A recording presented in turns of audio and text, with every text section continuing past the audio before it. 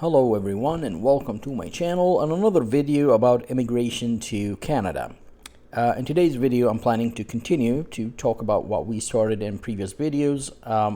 Previously I talked to you about the official website if you're planning to immigrate to Canada, which is what I'm on right now, cic.gc.ca. And I also talked to you about the language requirements. Anyone applying to immigrate to Canada as a pharmacist or as a skilled worker needs to have their language requirements in place before they apply. Basically, take the IELTS exam or any of the other exams I showed you in a previous video. If you haven't watched those videos yet, they're on my channel. Just look for the immigration videos and you should find them easily. And today I'm going to show you another step before you apply to immigrate to Canada that you have to take to see if you're eligible to immigrate or not, because basically you can assess your application before applying to immigrate and see where if there are any deficiencies, what do you need to get, what paperwork is required, do you need to retake the English language exam and score higher and all of that. So let's dig into this. For those of you who are new on the channel, this channel is all about clinical pharmacy practice. I teach you how to become clinical pharmacists, how to advance your career, and also teach you how to pass the OSCE exam. And I recently started a new chapter about immigrating to Canada, so I'm trying to help those who want to immigrate to Canada but don't know how to do it. I am not an immigration consultant, and I said that in my previous videos, but I just happen to know how to navigate the website, the official website for the immigration services, and that's all I do here. So whatever advice I give you is actually my own advice. I'm not an immigration consultant. So make sure to subscribe to the channel and activate the bell if you're interested in any of the content I just mentioned. I'm gonna go ahead and click on English here for English language, and this is the website. And I'm not gonna go through everything again. I'm gonna scroll down to where it says immigrate. Click on that. Now there are so many options here, like I told you before. I'm going to go ahead and click on express entry. This is the most common program that pharmacists apply for, or I should say skilled workers who work in other countries. And then here it took me to the immigrate through the express entry.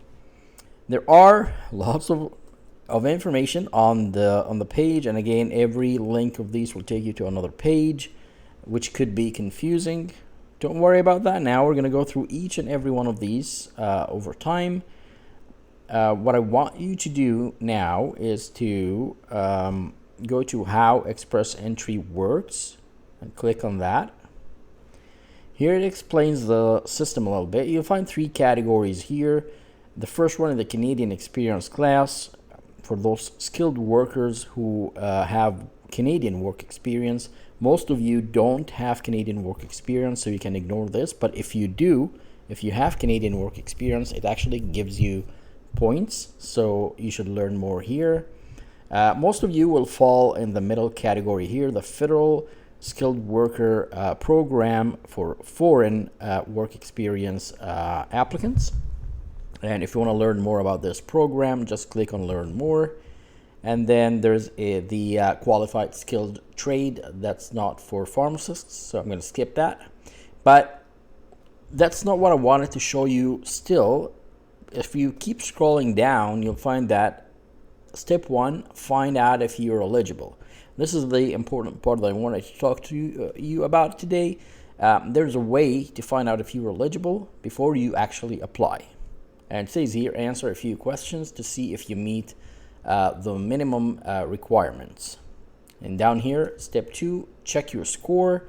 If you're eligible for one or more of the express entry programs and submit your profile, you'll be ranked in the express entry pool, which I talked to you about before, using the comprehensive ranking system. Okay, so we need to see if we are eligible to actually apply. And then if we're eligible, they'll give you something like a code or something, and then you can apply for the express entry pool, and hopefully you'll get picked. And of course, get your documents ready. And if you click on this one, it will tell you exactly what documents you need to get ready. And finally, fill out your profile and get the invitation to apply. We're not going to go through all of this today. I'm going to go back up here, answer a few questions to see if I'm eligible. Okay?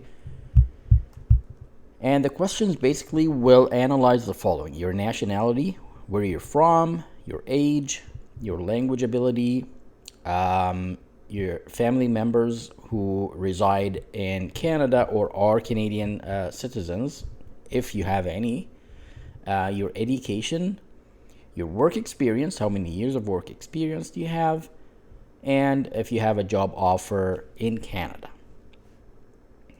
All right, down here, if you scroll down, there's a button that if you click, it says check your eligibility, and I'm going to click that one here. So this is where it took me. It took me to this page, and it says, so there's a first question here: which province or territory do you plan to live in?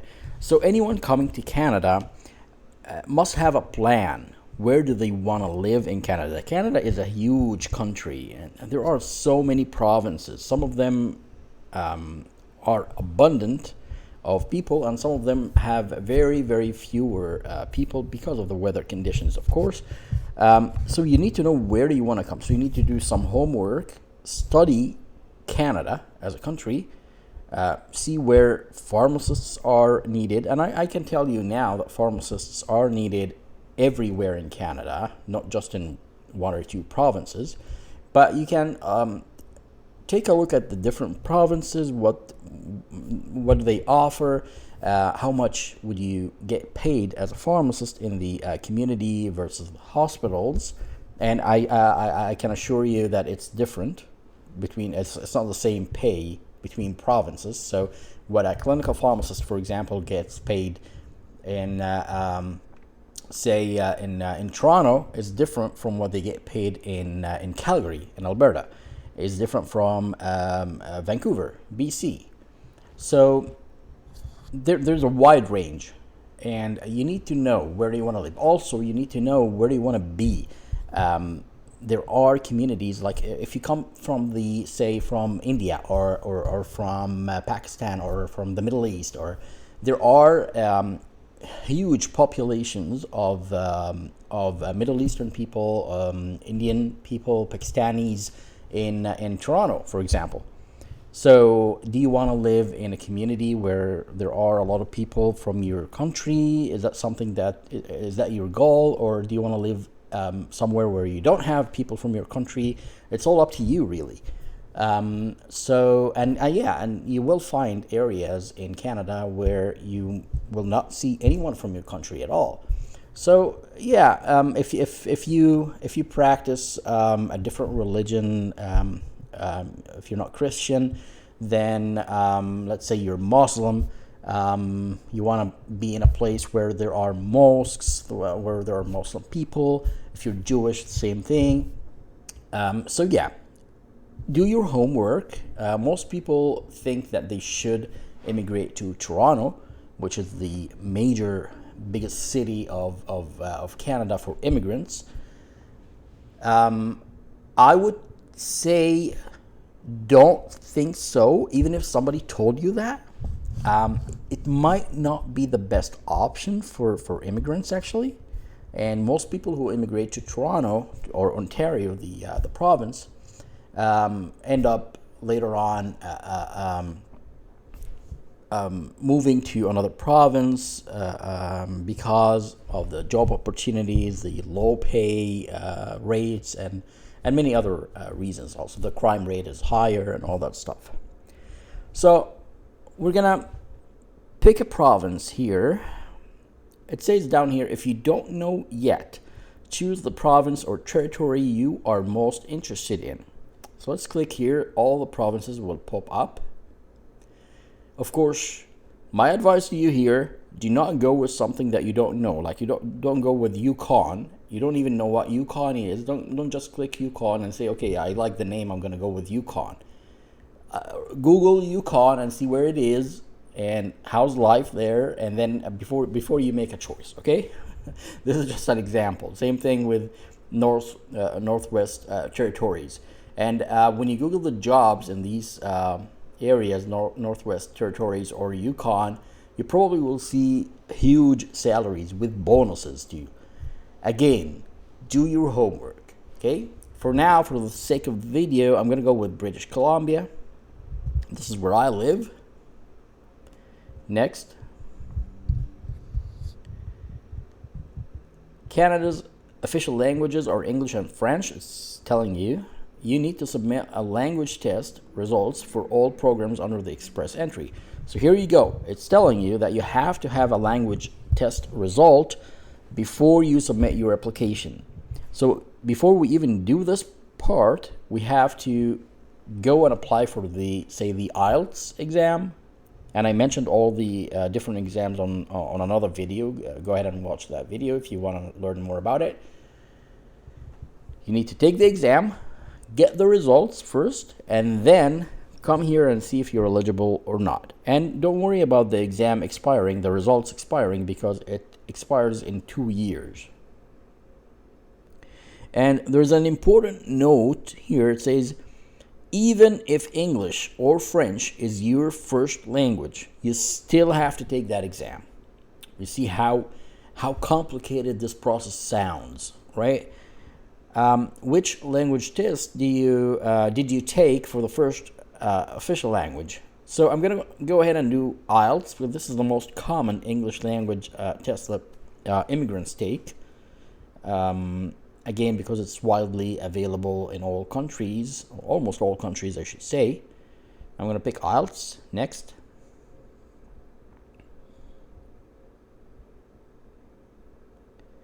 It will ask you, what date did you take this test? They want to make sure that the test did not expire. It's not more than 2 years ago.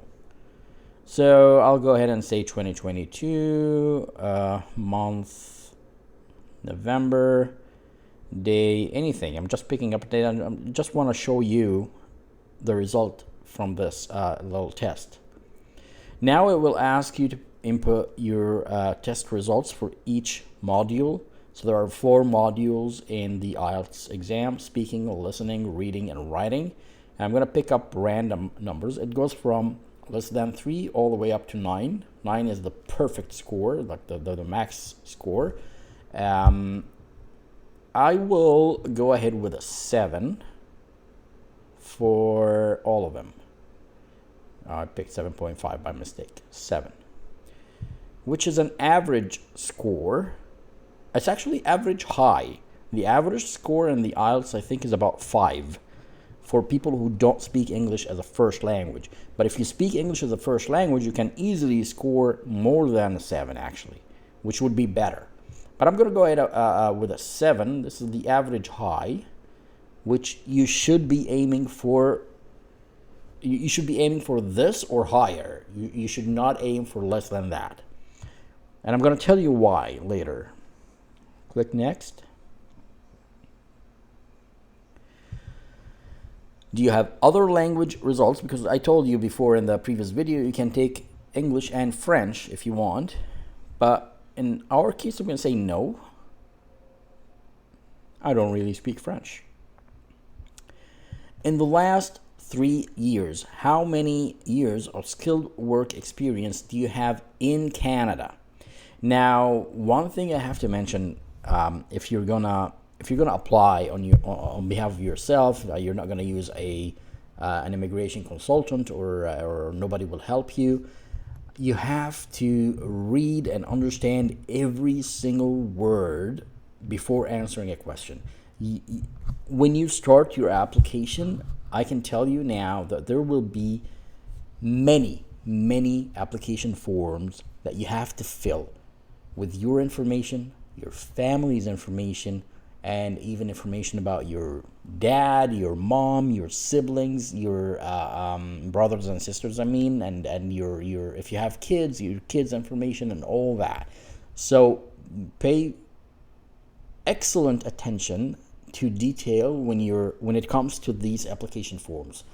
You can easily read this as how many years of skilled work experience and ignore the rest, and then you'll put whatever, one or more year, for example, because you have a lot of skilled work experience.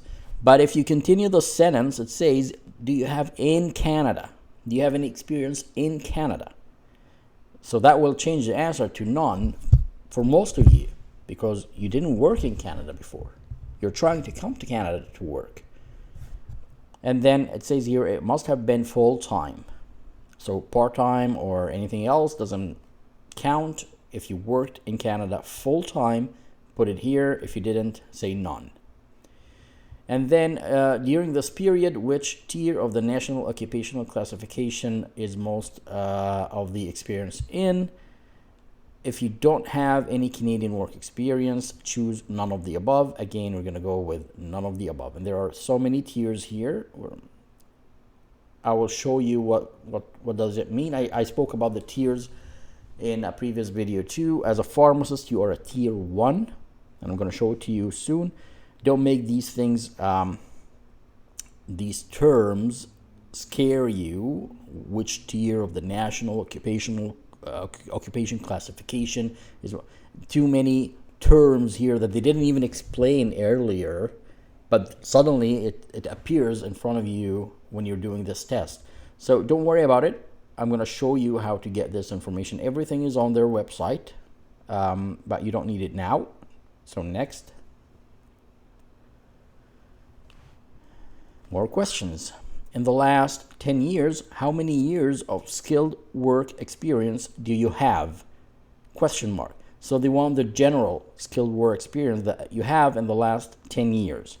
And then it says it must have been continuous, paid, full-time, and in only one occupation. Okay? So how many years of full-time pharmacy experience do you have in the last 10 years? Most of you will have 6 or more, but some of you will have 2 or 3, some of you will have 4 or 5, some of you are still new, 1 year. Pick whatever you have. I have 6 or more, so I'm going to go with 6 or more, but you pick whatever experience you have. And then it says, in the last 5 years, do you have at least 2 years of experience in one of the following qualified trades occupations that include occupational code, this one, and occupational codes beginning with this. Okay. Now, this is something that would scare you immediately, and you probably will give up. Right here, you'll give up because you don't know what does this mean. You don't know if you meet any of these occupational codes. Don't worry. Down here it says if you are not sure of the NOC, which is the National Occupation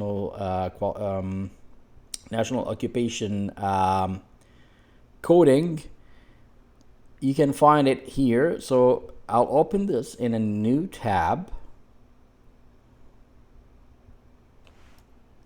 Sorry, it's a National Occupational Classification, not coding. And then you scroll down, blah, blah, blah, blah, blah, blah, all of that, scroll down. And down here, there's the filter items. Just type pharmacist, if you're a pharmacist. Pharmacists, our NOC starts with a 3, 1, and then 120. This is our NOC code, the National Occupation Classification for pharmacists. If you are a technician, this is your code. If you are a pharmacy technical assistant or pharmacy assistant, this is your code. That's all you need from this page. You don't need anything else. And also, I remember I told you I'm going to show you the tiers. Here you go. Pharmacists, you're at tier category 1. And if you scroll up, here it explains what are the tiers. Tier 0 is management occupations. Tier 1 occupations that usually require a university degree, and tier 2, 3, 4, if you want to read through, you could. Anyways, our NOC code starts with a 3-1. I'll go back to this page.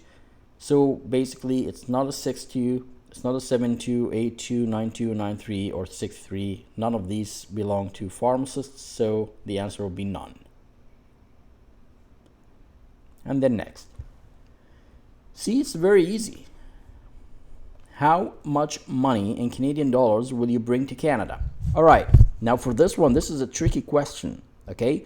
Because you probably don't know how much money you want to bring to Canada, right? Or how much money would you have at the time when you're ready to come to Canada?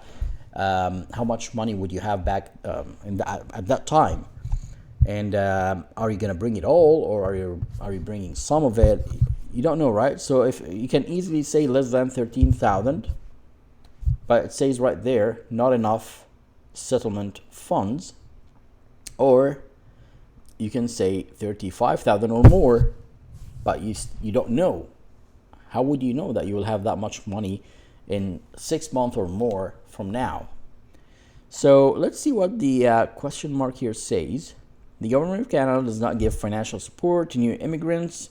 A person must prove that they have enough money that is not bound by debts or obligations to support themselves and their family members after they arrive in Canada. See a table which shows how much money you will need to immigrate to Canada. So there is a table that shows you how much money you should bring in. I'll open that in a new tab.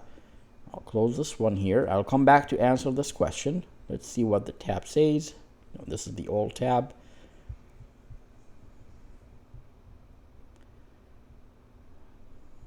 Where did it didn't open? Huh. Okay. Did I close it by mistake? Hold on, let me grab it. No, it should be there. It was one of the tabs. All right, we're back to this table thing. So I'll open that in a new tab and close this one here. Go to the new tab, and then it says proof of funds. And scroll down, scroll down, scroll down. You can read as much as you want, but I'm going to scroll down, and here it says number of family members. That includes you. So if you are immigrating all by yourself, that will be one person. If you're immigrating with your wife, that will be two people, you and her. If you're immigrating with your wife and a kid, that will be three people, and so on. Okay? So let's say you're immigrating all by yourself. You need to bring to Canada with you 13,310 Canadian dollars. That's the amount, the minimum amount that you have to bring with you. So you can't choose anything less than that. And that's basically why it says here, less than 13,310, not enough settlement funds. It's not enough for one person, and definitely not enough for more than one person.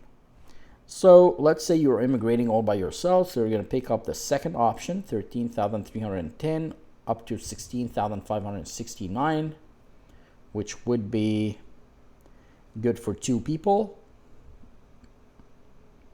How many family members do you have?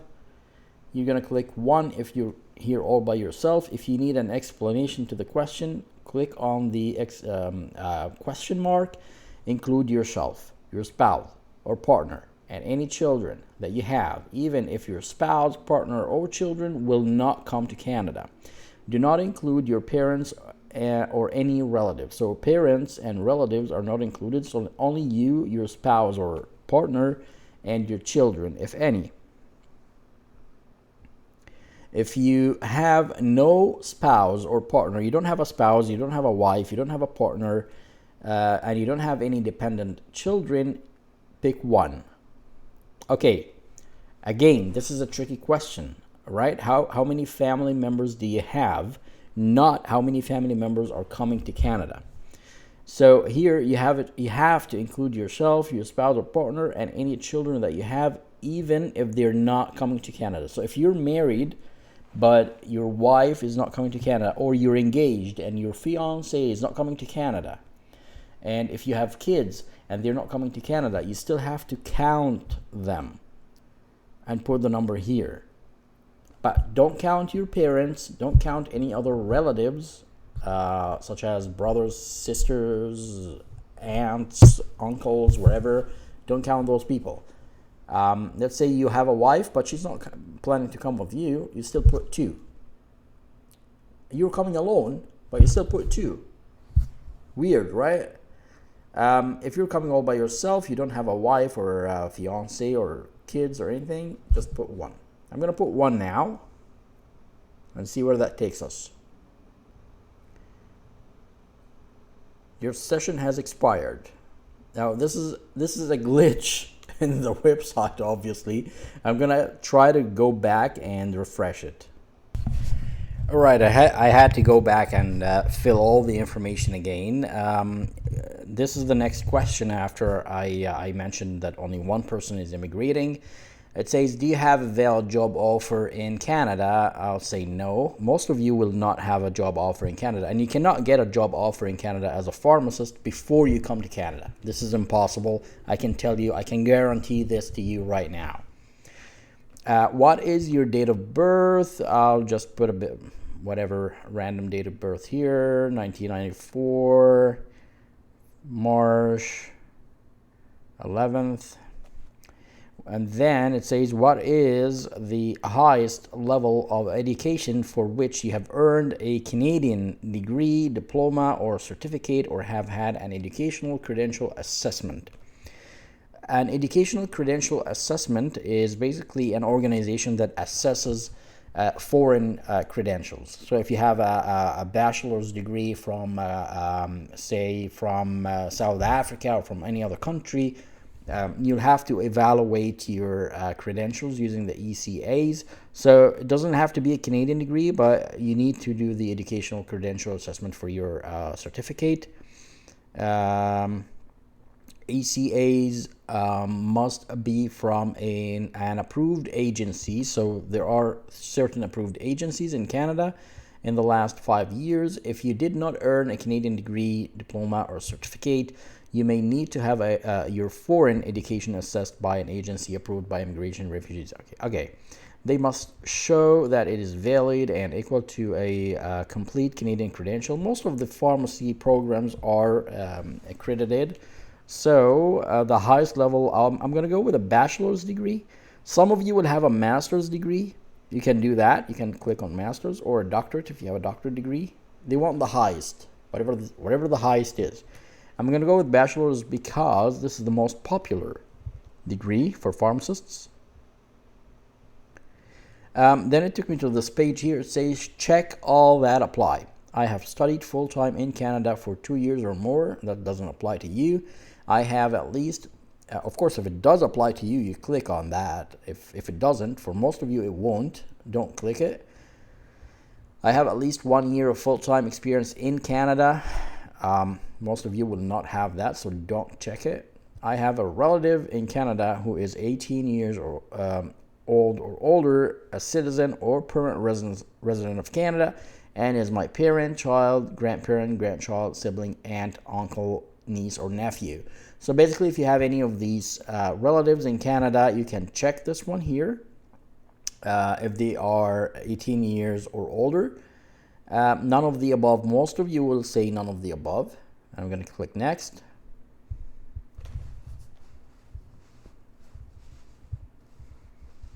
Is it going to be glitchy again? Please don't be glitchy. I don't want to fill all the information again. Now it says somewhere on the website, I read it earlier, that there are some glitchy pages and they want us to report them to the support team. So don't get frustrated. Millions of people are doing this at the same time, so that's probably why it's slow and glitchy. Now it says, what is your marital status? If you're married, you say married, divorced, legally separated, whatever. Never married, single. I'm going to go with that one. Again, marriage give you extra points, I believe. I read that somewhere. Okay, So here are the results. We're done basically with this little test. It says to apply online, you will need this personal reference code. So in order not to take this test again, just copy this code and save it somewhere in your computer or phone. Now let's see what the results are. Based on your answers, you appear to be eligible for express entry. Okay, that's great. So the answer that I gave today, the random answer that I gave today, tells the system that I'm eligible to apply for the express entry, and says here's the steps. Step 1, record the personal reference code, which is up here. Step 2, print this page. So this page you have to print it. Step 3, register to submit an online profile. So you register an account with Immigration Canada. Register to get a key. And then step 4, when you sign in, after you do the registration, sign in using your username and password. And you'll be automatically directed to your account, and then you'll be prompted to register for an account if you are a first-time user. Just follow the steps. And then step 5, enter your personal reference code, the one that you got above here, this one. Enter it. Whenever it tells you to enter it, just enter it. And then after you select express entry, you enter that code. Okay, we're done with step 5 now. Step 6, once you've entered the code, you will be guided through the following steps to complete your profile. And then step 7, after you submit your profile, you will see a page that confirms that your profile has been submitted. And shortly after that, you will receive a confirmation message in your account. So it tells you basically everything. And all you need is pretty much this code here, and then to register an account. And then from there, just follow the steps that they'll tell you. Most probably they'll ask you to upload your certificates, your language certificates and all that, or your educational certificates and whatnot. We're gonna go through that later, all the required documents. But this is how you know if you're eligible to apply or not. Some people will get a different result. Now, I don't know if I can go back without having to, now it says exit questionnaire. If I can go back, let's see. Oh, I can go back. Okay, good. What I want to show you was your last family. Oh, it took me somewhere else. That's kind of weird because we didn't get these questions before.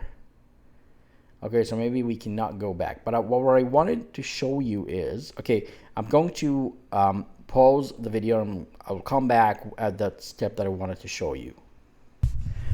All right, everyone. So what I did now is that I went back and I answered all the questions again. The only difference I made is that I changed the IELTS exam results from, remember we did 7 for each module, I changed it to 5 for each module, and everything else, all the answers were the same. I didn't make any other changes.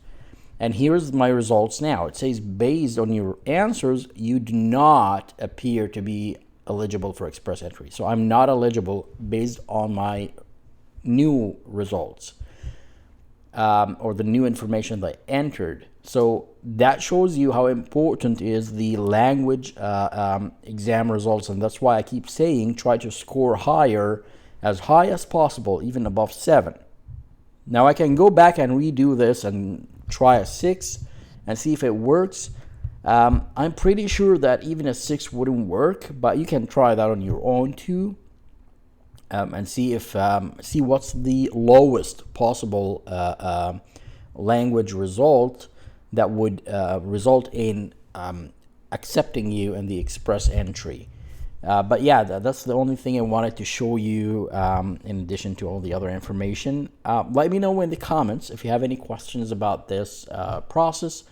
Yeah, give it a try. Whenever you have time, go ahead.